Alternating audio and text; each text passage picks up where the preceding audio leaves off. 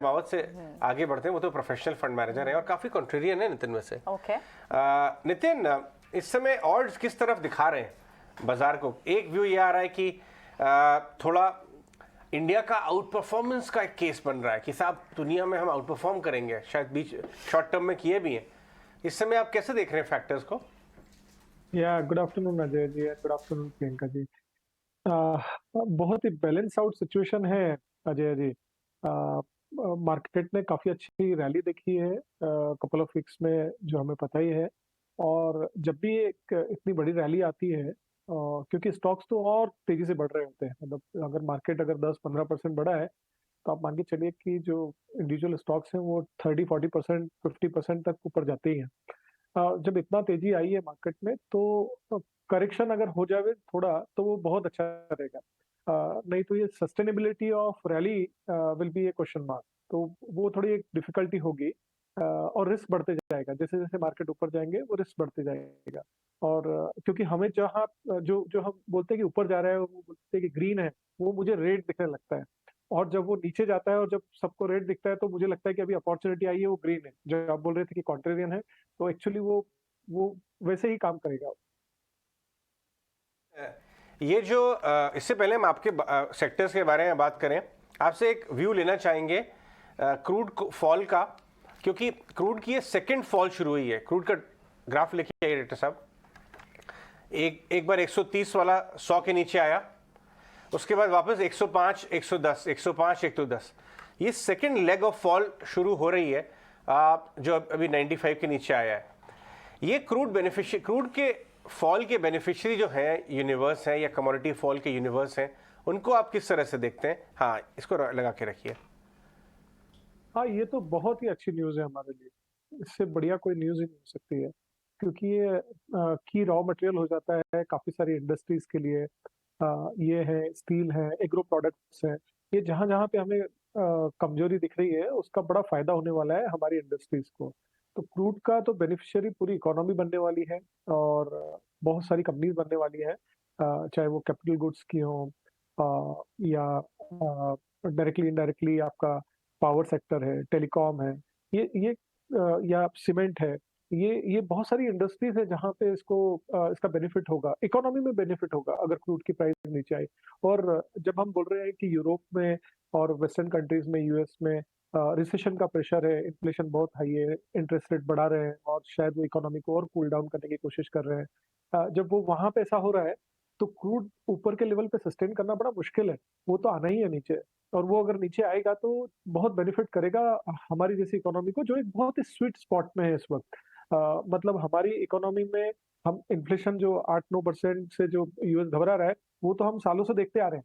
तो हम इसके आदी हैं इतने इन्फ्लेशन के। पिछले कुछ समय से हमारा इन्फ्लेशन एक 6%, 5%, 4% वाले लेवल पे रहा है, और वो अभी थोड़ा बढ़ा है। और क्रूड जब नीचे आएगा तो इसका भी बेनिफिट हमें मिलने वाला है। Right, absolutely. इस बीच नितिन, ये तो एक व्यू रहा क्रूड पर, आप बता भी रहे हैं हमें, लेकिन आप इस बीच में क्योंकि कई सारी थीम्स हैं जिस पर बड़े बड़े मार्केट एक्सपर्ट्स भी बुलिश हैं। उन्हें लगता है कि कैपेक्स होगा, प्राइवेट साइकिल तो अभी शुरू भी नहीं हुई, वो एक बड़ी थीम हो सकती है। मिड कैप इंजीनियरिंग एक बड़ी थीम हो सकती है। आप ऐसी कौन सी बिग थीम्स को इस वक्त स्टडी कर रहे हैं? तो कैपिटल गुड्स डेफिनेटली एक बहुत ही इम्पोर्टेंट थीम है। एक ऐसा सेक्टर है जहाँ पे हमारी लार्जेस्ट नंबर ऑफ स्टॉक्स है रिकमेंडेशंस में इस वक्त। उसके अलावा एजुकेशन एक और ऐसा सेक्टर है जिसमें हमने रिसेंटली एक्सपोजर लिया है। एजुकेशन स्पेशली बुक पब्लिशिंग वाला सेक्टर, और उसमें बहुत सारी कंपनियां नहीं है, दो ही कंपनी है, उनमें से हमने एक रिकमेंड की हुई है।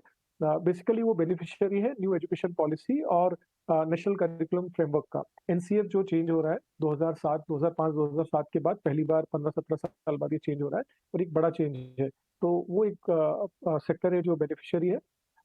उसके अलावा जब ये इंटरेस्ट रेट बढ़ते हैं, तो फाइनेंशियल सेक्टर बहुत अच्छा करते हैं। तो both private as well as public sector banks पे हम बुलिश हैं। सिंस कमोडिटी प्राइसेस कम हुए हैं, काफी सेक्टर्स बेनिफिशियरी है, तो एक पाम ऑयल के प्राइसेस काफी कम हुए हैं। तो फूड प्रोसेसिंग कंपनीज जो हैं, वो भी बहुत इंटरेस्टिंग प्ले है, उनको देखना चाहिए। डिफेंस एक सेक्टर है जहाँ पे हमें लगता है कि काफ़ी अपॉर्चुनिटीज़ हैं। तो ये कुछ सेक्टर्स हैं जहाँ पे हम काफ़ी कंफर्टेबल हैं। अब आगे बढ़ते हैं और आपको कुछ ahead the curve ideas discuss करते हैं। और यहाँ आपको 18 ऑफ स्वदेश पे हमारी कोशिश ये रहती है ऐसे थीम्स की तरफ आपका ध्यान आकर्षित करें जहाँ पे रेट ऑफ चेंज आगे चल के स्टॉक्स में भी और उनके फंडामेंटल में भी होने वाला है।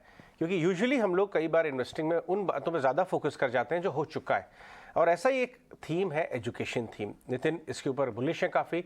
मैं आपको कुछ चुनिंदा एजुकेशन के स्टॉक्स का चार्ट दिखाता हूँ 6 महीने का, आप समझ जाएंगे कि कहाँ वहाँ पे क्या हो रहा है। एस चांद के चार्ट को लेके आइए। 6 महीने में 70% का रिटर्न आपको नवनीत एजुकेशन में मिल चुका है। एस चांद 6 महीने में करीब करीब डबल हो चुका है।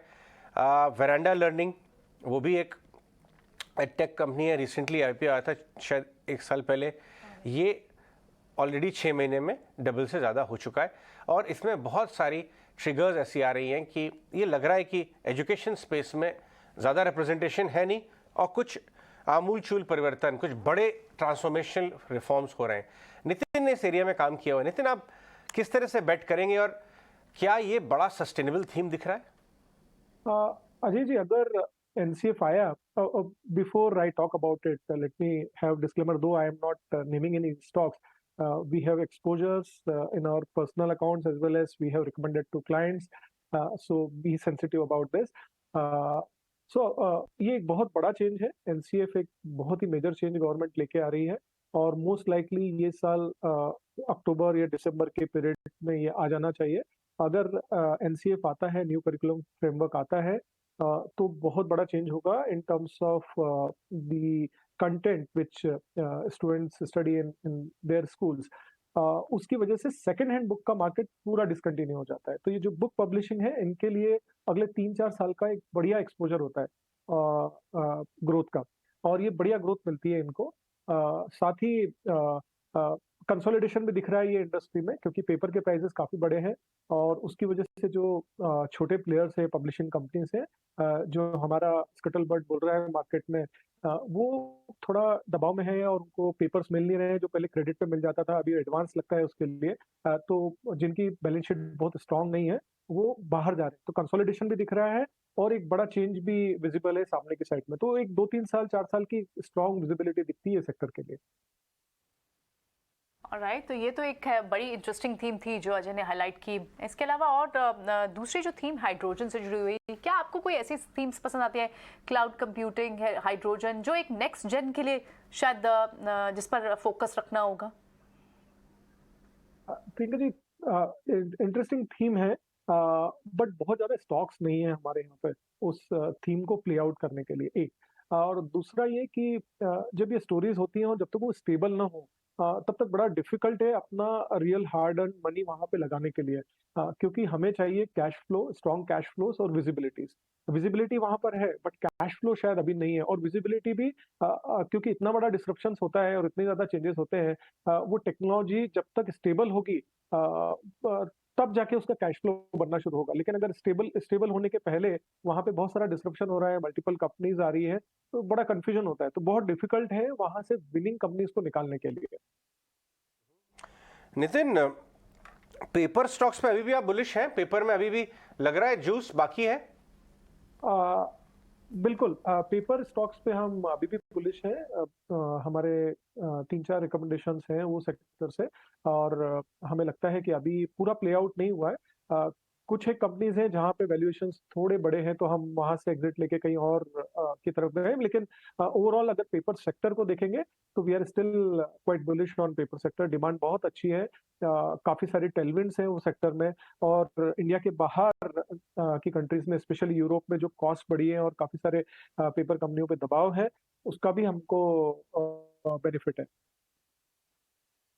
की बात कर ले, टाटा मोटर्स के ऑटो सेल्स इस समय आपके स्क्रीन पे चल रहे हैं. आपने ऑटो नंबर्स देखे क्या अगस्त के? किसी के ऊपर आपकी खास नजर? और आप ऑटो कैसे खेल रहे हैं? ऑटो एंसिलरी के थ्रू या डायरेक्ट ऑटोज?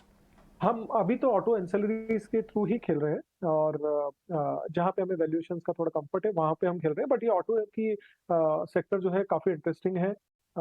यहाँ पे भी ग्रोथ बढ़ते हुए दिख रही है और काफी समय बाद ये ग्रोथ आ रही है. तो अच्छा सेक्टर है.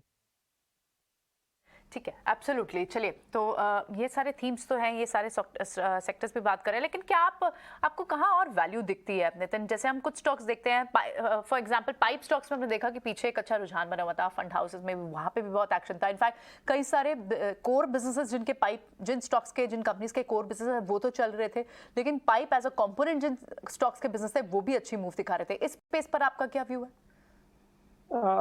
बहुत ट्रैक नहीं करता हूं मैं इस सेक्टर को, तो may not be in a position to comment.